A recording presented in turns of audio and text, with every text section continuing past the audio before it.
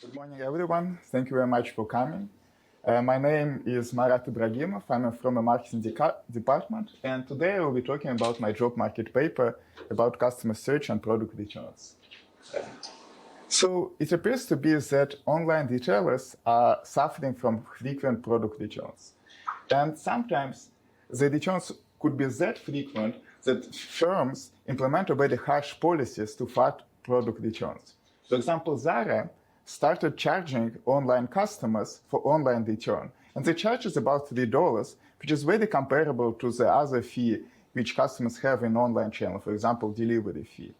The Amazon in the United States even start to ban some customers who return product too frequently. So basically, these two articles just highlight that retailers are aware of the problem of frequent returns, and they really want to fight them.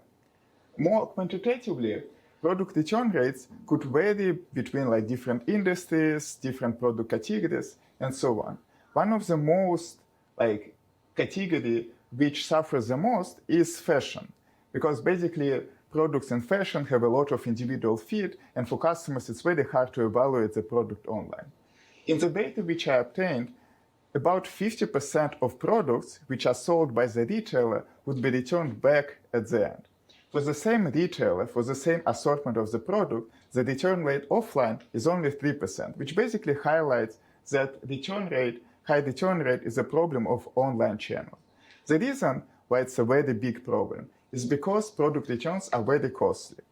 For example, if the retailer faces one returned product, it not only have to refund the full price of the product back to the customer, but also have to pay some additional fee. For example, some retailers pay for return label, retailers need to spend some money on the dry cleaning, and so on.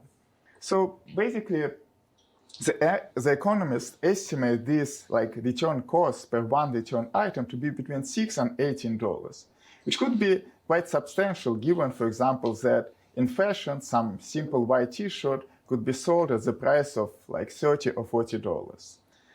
And in some cases, big retailers even allow the customers to keep the product just to avoid this cost associated with product returns. So in this paper, I was looking at the returns from the pre-purchase perspective. Because in the previous literature, product returns usually studied in purchase, post-purchase framework, where the researchers were trying to understand what are the variables or characteristics of products and the customers which affect the probability of product being returned. In this paper, I noticed that most of online retailers have a very cheap access to the browsing data of the customer. So the retailer basically observed how the customer was looking for the product. For this paper, I concentrate only on the orders made by the customer with one purchased item. I did this in order to fix the middle of this three-stage process, because sometimes more product sold would mean high probability of return. Some customer buy several t-shirts and choose one. So in this case, I just fix the middle step and see in the variance of the first stage to see how it's correlated or impact the last stage. So for this paper, I obtained the data from a large European apparel retailer. It has a very generous return policy. It's very typical for Europe. Basically, any customer could return any product within 60 days after the purchase. I have a detailed information on customer browsing session. Basically, I know which products the customer saw on the website, on which products the customer clicked in order to reveal some additional information. And I also know whether the customer purchased something, and at the end, whether the customer kept or returned this product. To begin with, I will give some model-free evidence to demonstrate that there is some relation between search and return. And usually the search data is quite messy, so I begin with just developing some summary statistics of how the customer was searching for the product. And the most simple and straightforward summary characteristic is how many clicks the customer made during the browsing session. And by click, I assume is that the customer sees a list of products, and the customer can click on any of these to reveal some additional information. So what I found is that customer clicks, the number of clicks, are positively correlated with probability of product being returned, which basically somehow indicates that customers who are not very certain about the purchase, so these customers spend some more time on clicking and looking for something else, they are more likely to return the product because their final purchase would be not the purchase that they are sure about.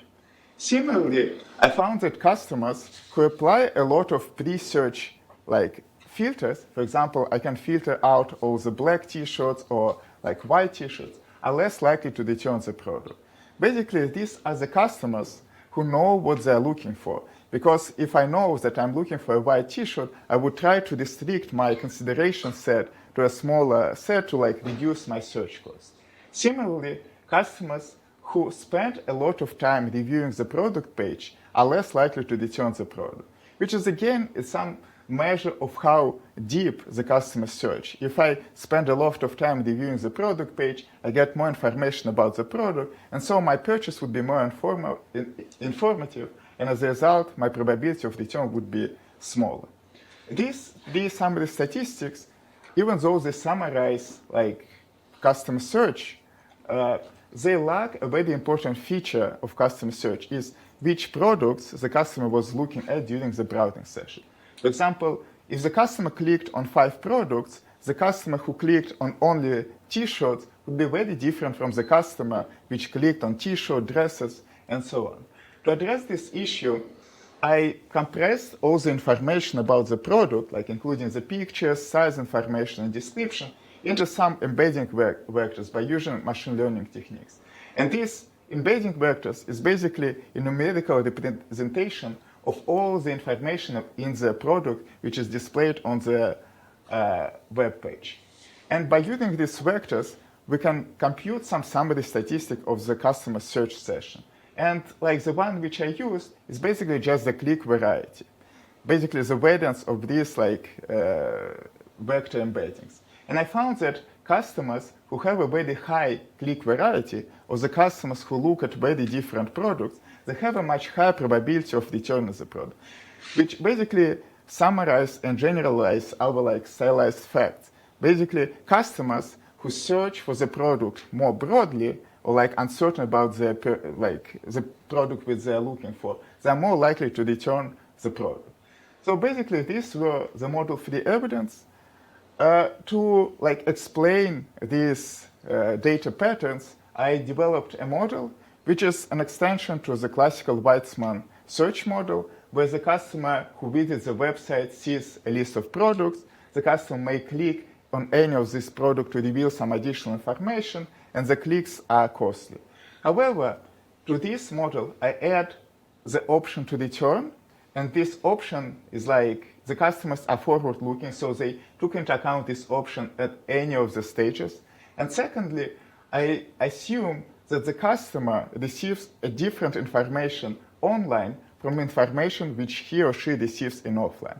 Basically, to give you some intuition, imagine you are looking for a white t-shirt, and when you see the white t-shirt on the website, it probably would look exactly the same as the white t-shirt when you receive it at home. But if you're looking for some sophisticated night dress or a suit, the information which is displayed on the website is very limited in the comparison to information which you can get from the offline by touching this product. So basically, I estimated the model and just demonstrated that this insight before they could be caused by the rational customer. And basically, the big idea is that customers who look for very different products would, as a result, return with a higher probability the product. And as an application of this model, I consider a very big problem in online retail is online assortment planning.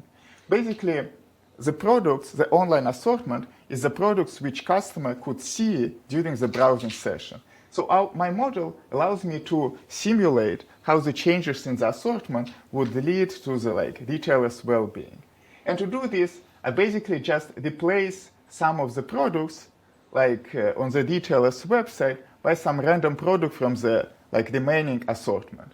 And basically it looks something like this. The baseline website would have 4 products on this web page. The modified website would have 4 products which one replaced with some random product. I did the replacement because this website may look very different from the original website, and in this case it's hard to assume that the structural parameters of the model remain the same. So what I found is basically there is a very high difference between different products, but I think the most interesting part is that there are products removing which from the website would lead to increase in probability of purchase in the retailers channel. And at the same time, it would reduce the probability of return in the retailers business. It basically means that these products, by removing which, the retailer will benefit in both dimensions of possible objective which they may pursue. And to give you some qualitative insights, we can look at the top 5 products which are most likely to be in this fourth quadrant of bad products.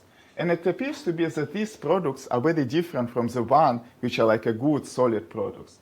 And I think the most interesting is the color. And it looks like that the customers kind of like to purchase something extravagant, but at the end they return it back with a very high probability. So to sum up, in this paper I study online fashion retailers and specifically the problem with product returns. I demonstrated that there is a relation between customer search and product returns, and I propose an application to assortment planning problem. And the good thing about this model and online channel is that these all applications are very reversible, because experimenting with online website is very easy, while, for example, changing the assortment in offline would be much harder. And by making a better assortment, it first will benefit the retailer by increasing the profit. But at the same time, it also will benefit customers who will less likely to return the product and would be more happy with the product. So thank you very much for your attention.